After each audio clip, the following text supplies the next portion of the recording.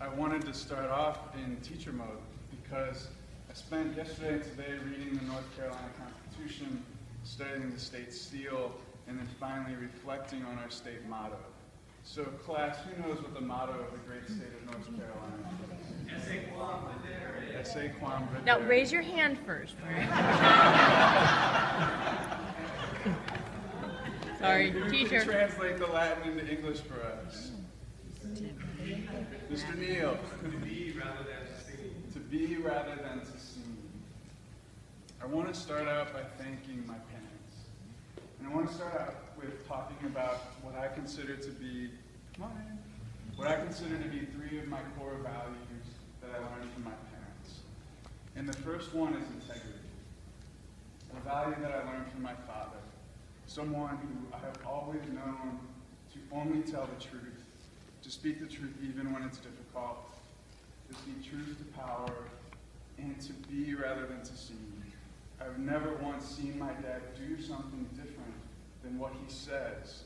I've never seen him lay out an expectation for me that he wouldn't hold himself to. And so my belief in integrity for myself comes from my father. The second value that I learned from my parents was about intention. Intention came from my parents in showing me that when you make a choice, you have to think deeply about what is the right choice to make and then act upon that.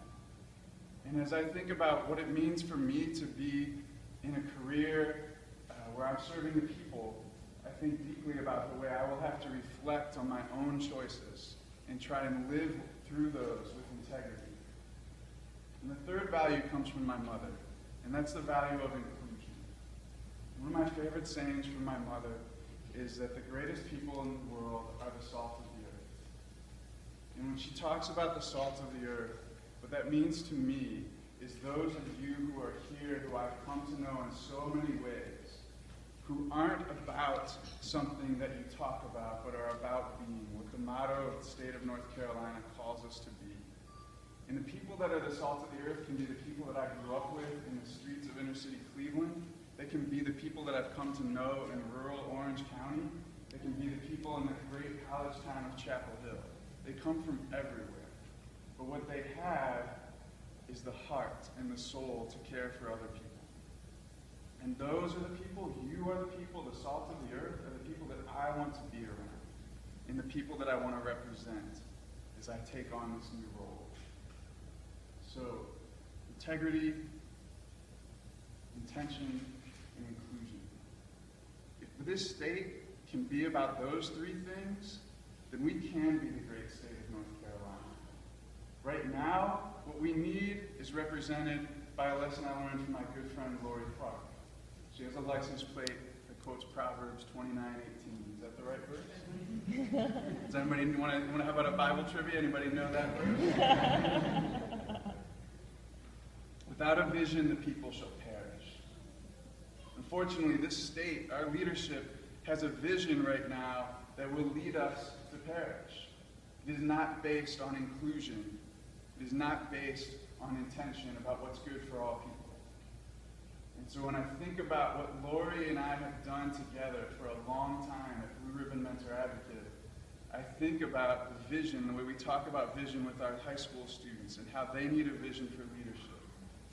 And about the vision that we've had for building a part of the community that brings people together across lines of difference. So that tonight we have kids who are here with their mentors, parents who are here with their children, people from all parts of this county, Durham County, all parts of the district that I'll serve.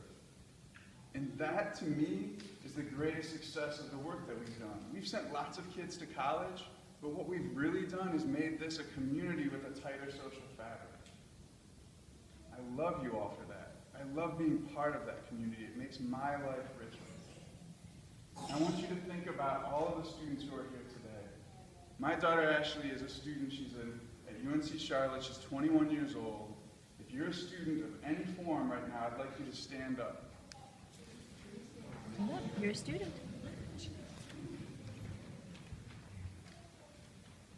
So, I have a college-age daughter. I have two sons in elementary school. There are those of you who are here who are in elementary, middle, high, college, graduate school. But if you look at who's standing around right now, and you think about what does inclusion mean to the state of North Carolina, this is what our state is going to look like over the next 50 years. The diversity of our state will be reflected by those of you who are in the room, and what happens in the General Assembly now needs to happen for these young people who are standing up. I'm here to do this for you. You guys can sit down. Thank you. And so I want to also then thank those who have mentored me to show me how to be someone who can do this work for you as young people. I want to thank specifically Senator Foushee, because when I came to work in Chapel Hill and she was on the school board, she was one of the very important people who took me under her wing and showed me what it meant to lead with the values that I hold, with integrity, intention, and inclusion. And showed me how to be bold and how to step up for those who don't have their voices heard, and how to do it in a way that you still can maintain power and respect. And I've watched her career the whole time, and I'm so happy to be following in her shoes. She's my second favorite politician. And I'm going to thank my first favorite politician, even though he's not here. But I love Barack Obama.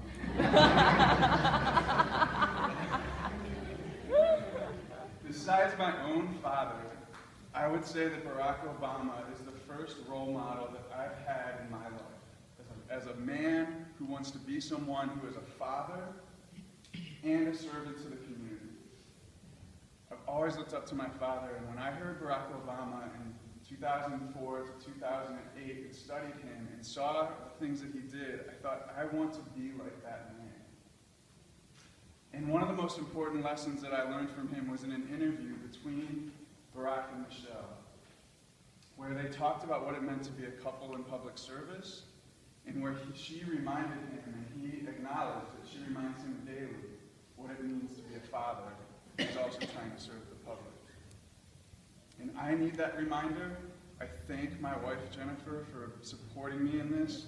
The first time I ever asked her about my aspirations for public service, she didn't hesitate for a second. She said right away, of course we can do that. And then on the night where I was appointed to this position, when I walked home, the first thing that she said when I walked through the door was, now you and I both know what's always going to be most important to this family, and this isn't going to get in the way. And that's the type of wife that I need and the type of mother for my children that I need. And so I turn to you as a community and I ask you to support me in two ways.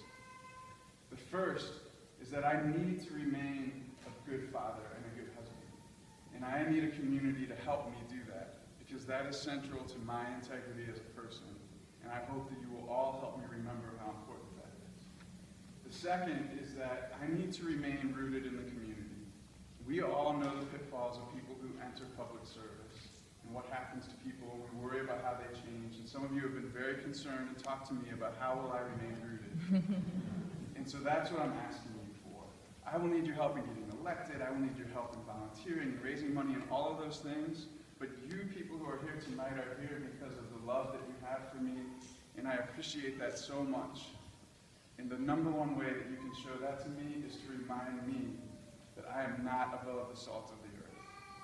That we are a community together, and that as a representative, I am one of many, and we are here to make the state of North Carolina live up to its motto, Esse